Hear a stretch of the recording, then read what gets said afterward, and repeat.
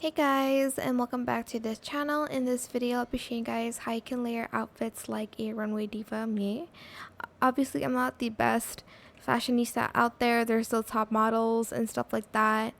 And yeah, this is how I usually layer items. So obviously, we're going to select this item here. You do need VIP for this because I do use a lot of these to layer. Then I grab this one and then I turn it to the matte color. Actually, let's not use this one first. I'm going to go to the code items. Sorry, not the code one, this one. And then skirt only, and then I also use that to layer a lot of my fits. And then I would just like put another skirt underneath, for instance this one, and sometimes I color it the same, sometimes I don't. As you can see, the glitter actually shows up here, and you can add more stuff. I usually add only a little bit because I don't want it to look really weird. If you want to add jewelry, you can do that. You can add just the chains of the outfit to your outfit here. I kind of prefer the other one a little bit better, like the top, I mean.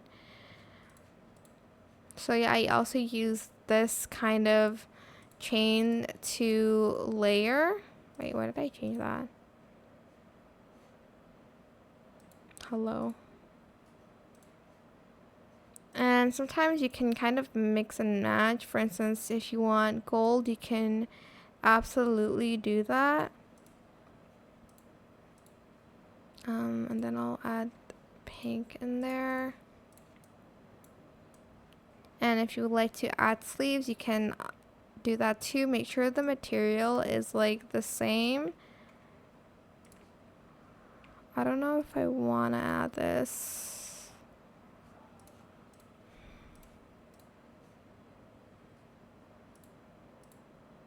But anyways, it's gonna take so long for me to like layer it all on this game because I spend so long on this game. So just play around with it and just layer, but make it so it's not too weird. I think I might just take off the chain.